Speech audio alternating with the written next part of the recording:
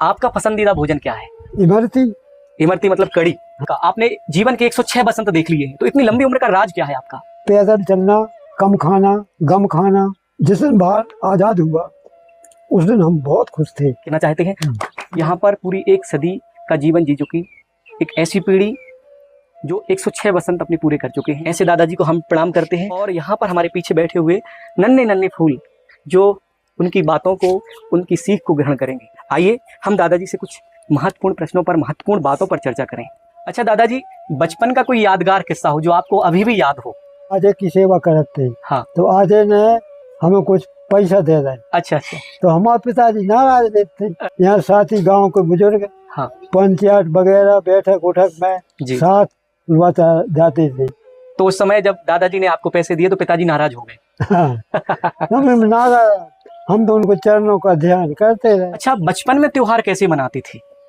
बड़े प्रेम से, खुशी के साथ। क्या बात है। 20 मित्र हमारे साथ रामधुन कीर्तन, रामायण करते रहे और हम पढ़ाते रहे बाल बच्चों को। क्या बात है। तो मित्र आते थे आपसे मिलने, रामायण करते थे, ऐसे त्योहारों पर बैठ करके सब चर्चा करते होंगे। आपने जीवन के 106 बसंत देख लिए हैं, तो इतनी लंबी उम्र का राज क्या है आपका? पैदल चलना, कम खाना, गम खाना, अच्छे भोजन, सात्विकी करना, सात्विक भोजन करना और हर प्राणी की रक्षा करना। क्या बात। पहले के खाने में और आज के खाने में क्या फर्क है? बहुत फर्क पड़ गया। अच्छा। आजकल जो खाना इत्यादि वो दवाइयों के बाद विषैली चीजों से पैदा होते हैं जी। तो उनका स्वाद नहीं रहा। अच्छा, आज की सब्जियों का? आज की सब्जी जो पुराने आते जी। और पुराने दूध में, घी में इतना स्वाद था, फल फूलों में, कि अमृत के समान।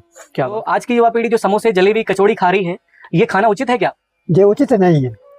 अगर तुम्हें खाना है तो उसको कम से कम थोड़ा खाओ, हल्का उसका स्वाद ले ली जी, मगर खाना नहीं। तो क्या खाना चाहिए आज की पीढ़ी को कि एक लंबी उम्र जी सके आपके जैसी? चनों की रोटी, कुदई और मई, मठा छाछ। हाँ। जी। आपका पसंदीदा भोजन क्या है? इमरती। इमरती मतलब कड़ी। हाँ। जी जी। और मठा, छाछ और महेरी। महेरी। अच्छा, महेरी कैसे बनती है? मठा से बनती है। क्या बात है। मठा में क्या मिलाया जाता है? मठा में उसको अच्छा बघार भी लगा दे, अच्छा, खटाई आ जाए, क्या बात है। स्वाद से भोजन बने। तो उसमें चावल कुछ वगैरह ऐसा कुछ डालते हैं? मैंने भी गांव में खाई है। किसी का दन्नो।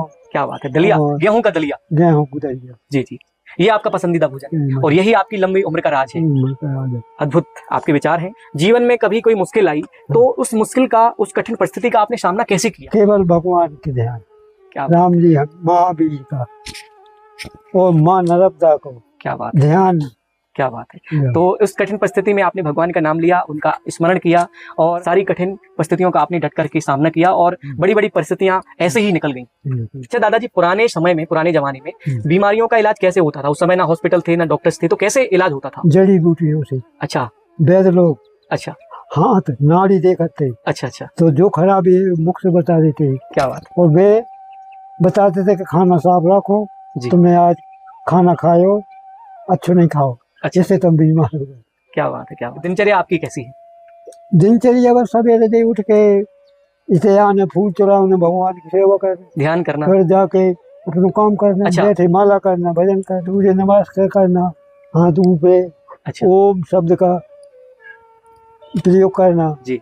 बाहर जब भीतर रहना जी। और भीतर की गंदगी निकालना। जिस दिन भारत आजाद हुआ उस दिन हम बहुत खुश थे। क्या बात। विदेशी अंग्रेजों का राज हटाने वाले और लड़े न भिड़े न सेना मरी और वे अपने आप चले गए। क्या बात। धन्य अंग्रेजों को जो छोड़ के गए। वाह वाह। तो सबसे खुशी वाला याद करता है महात्मा गांधी, केवल रघुपति राघव राजा राम, पतित पावन सीताराम। क्या बात है। आपके विचारों को हम नमन करते हैं।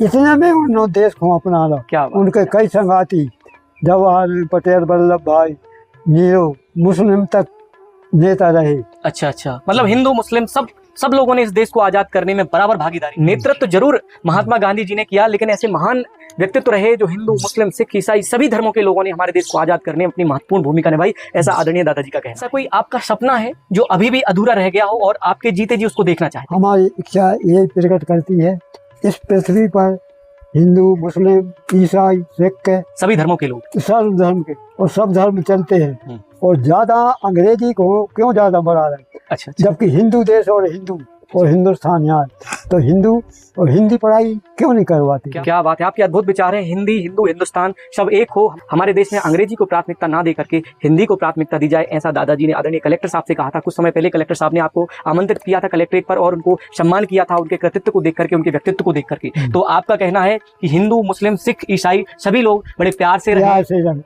हिल मिल करके रहे। बैठक एक बैठक, गाना सब, क्या बात, मिल बैठ तुम करके अपना गाएं। धर्म तुम अपनाओ जी, सब अपने धर्म की पूजा करें और ईश्वर तो सब एक है। तो सभी शांति से रहें, कोई आपस में द्वेष भावना ना हो, हाँ। सभी में प्रेम हो, सत्कार हो, आपसी सामंजस्य हो। यही आपकी भावना है, यही आपके विचार है। आपके विचारों को हम बार बार नित्य नमन करते हैं, प्रणाम करते हैं और शब्दशः उसको अपने जीवन में उतारने का संकल्प लेते हैं। अच्छा दादाजी, आज की युवा पीढ़ी को जो भटकी हुई है, जो नशे से गिरफ्त है, सुबह लेट उठ रहे हैं, सूर्योदय के बाद उठ रहे हैं, नशा कर रहे हैं, बीड़ी गुटखा पान शराब, इन सारी लतों में भटके हुए हैं, तो आप उन युवा पीढ़ी को, नौजवान युवाओं को, बच्चों को, हम सबको क्या संदेश देना चाहते हैं? उन्हीं से यही कहते हैं कि जो विषैली चीजें हैं इनको मत अपनाओ जी, अपना तन खराब न करो जी, जीवन को अच्छा बनाओ जी, दिनचर्या बढ़िया बनाओ, दिनचर्या बनाओ, जैसी आपकी दिनचर्या, मेहनत करो, मेहनत करिए। मेहनत करके आज आपसे बहुत सारी बातों पर चर्चा हुई। आपके जीवन से, आपके कृतित्व से, आपके व्यक्तित्व से हमने बहुत कुछ सीखा है और उसको अपने जीवन में उतारने का प्रयास किया है, आगे भी करते रहेंगे। हमारी युवा पीढ़ी से हमारा भाव भरा आमंत्रण, आह्वान है कि आप भी आपके सानिध्य में आकर के, ऐसे वरिष्ठ परिजनों के सानिध्य में आकर के आप उनसे मिलें, उनसे चर्चा करें, उनसे बातें करें, उनके जीवन से कुछ सीखें। अब जैसे वरिष्ठ परिजनों से, बुजुर्गों से बैठ करके बड़ा ही आनंद आता है, हमारा मन प्रफुल्लित हो जाता है, हम आह्लादित हो जाते हैं। आप ऐसे पके हुए फल हैं जिनकी खुशबू चारों तरफ बिखर रही है। उन फलों की खुशबू से हम नित्य प्रेरणा लें, नित्य सीखें। एक छोटी सी तुलसी की माला है, ये हम आपको भेंट करना चाहते हैं। और ये हमारे श्रद्धा सुमन है, ये एक गौमुख है माँ गायत्री मंत्र का। ये आप नित्य माला तो करते ही हैं, नित्य ध्यान करते हैं। ये परम पूज्य हमारे गुरुदेव आचार्य श्री राम शर्मा जी का ये साहित्य है जिसको हम आपको भेंट करना चाहते हैं। आपका यूं ही स्नेह, मार्गदर्शन, शुभाशीष हम युवाओं पर बना रहे, ऐसे ही हमारी आपसे प्रार्थना है। आपको बहुत बहुत प्रणाम।